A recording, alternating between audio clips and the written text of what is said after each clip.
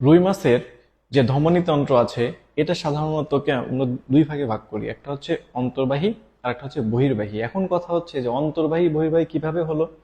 সাধারণত রুই মাছের যে হৃৎপিণ্ড থাকে সেখান থেকে বের হয় কি ডরসাল অ্যাওর্টা এবং ভেন্ট্রাল অ্যাওর্টা, এবং ভেন্ট্রাল অ্যাওর্টার যে স্ফীত ভাগ তাকে আমরা বলি কি যে বালবাস আর্টারিওসাস। তো এই বালবাস আর্টারিওসাস ব্লাড নিয়ে যাবে কোথায়? নিয়ে যাবে ফুলকাতে। কয় জোড়া? 4 জোড়া।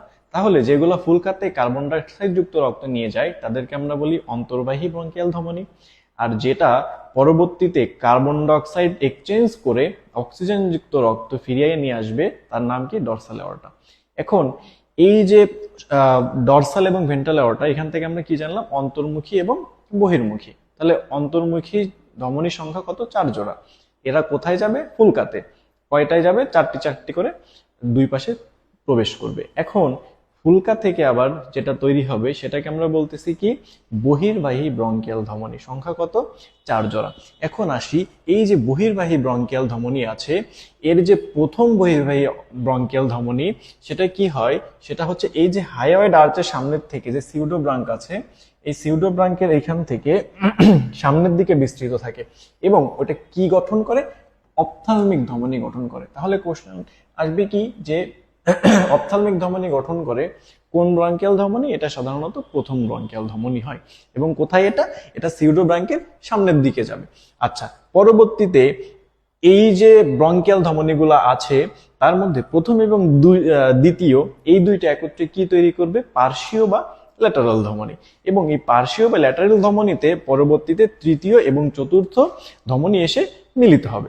আচ্ছা, তাহলে এই যে ধমনীগুলা মিলিত হয়ে দেখা যাচ্ছে কি একটা বলয়ের সৃষ্টি করতেছে। আর এই যে বলয়, এই বলয়টাকে বলা হয় কি সার্কিউলাস সেফালিকাস। এই বলয়টাকে বলা হয় কি সার্কিউলাস সেফালিকাস। ল্যাটারাল ধমনী এবং সামনের থেকে কি আসতেছে? ক্যারোটিড বা অপথ্যালমিক ধমনী। এইগুলা মিলিত হয়ে তৈরি করবে কি? এইগুলা মিলিত হয়ে তৈরি করবে একটা ধমনী বলয়, এবং ধমনী বলয়টার নাম কি হবে? এটার নাম হবে সার্কিউলাস সেফালিকাস। আচ্ছা, এই সার্কিউলার সেফালিকাস পরবর্তীতে কি করবে? বিভিন্ন সেগমেন্টাল আর্টারি থেকে, সেগমেন্টাল ব্রাঞ্চ থেকে ব্লাড গ্রহণ করবে, এবং কোন অংশে কে ব্লাড সাপ্লাই দেয় সেটাও আমাদের জানতে হবে। যেমন আমাদের বক্ষদেশ, এইখানে কোন ধমনী রক্ত সরবরাহ করে? এখানে সাধারণত যে ধমনী রক্ত সরবরাহ করে তার নাম কি সাবক্লেভিয়ান ধমনী। তাহলে কোশ্চেন আসতে পারে যে সাবক্লেভিয়ান ধমনী কোথায় রক্ত সাপ্লাই করে? এটা আমাদের বক্ষদেশ। এরপর আছে কি সিলিয়াক এবং মেসেন্টারিক ধমনী। সিলিয়াক এবং মেসেন্টারিক ধমনী কি? এটা সাধারণত আমাদের পাকস্থলী, অন্ত্র বা আমাদের অগ্নাশয়, মলাশয় এই যে অংশগুলো আছে সেই ক্ষেত্রে যে ধমনীটা রক্ত সরবরাহ করে তার নাম কি সিলিয়াক এবং মেসেন্টারিক ধমনী। এরপর আছে কি যে রুই মাছের তাহলে আমাদের দেহ প্রাচীর, এই দেহ প্রাচীরে কে ব্লাড সাপ্লাই দেয়? দেহ প্রাচীরে ব্লাড সাপ্লাই দেয় প্যারাইটাল ধমনী। প্যারাইটাল মানে কি দেহের বাইরের দিকে। তাহলে সেই দেহ প্রাচীরে কে সাপ্লাই দিবে? অবশ্যই প্যারাইটাল ধমনী। এরপর আছে কি রুই মাছের কিডনি বা বৃক্কে কে সাপ্লাই দেয়? আমরা জানি বৃক্ককে আমরা কি বলি? রেনাল। তাহলে রেনাল আর্টারি কোথায় সাপ্লাই দিবে? অবশ্যই রেনাল আর্টারি সাপ্লাই দিবে কোথায়? বৃক্কে। এরপর আছে কি ইলিয়াক ধমনী। এখন কথা হচ্ছে ইলিয়াক ধমনী কি?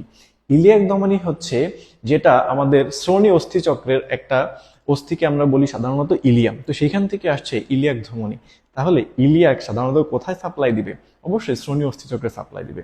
এখন আছে যে তাহলে রুই মাছের যে বাকি অংশ মানে লেজ, যেটাকে আমরা বলি লেজ বা পুচ্ছ পাখনা, সেখানে কে সাপ্লাই দিবে? সেখানে সাপ্লাই দিবে কডাল ধমনী।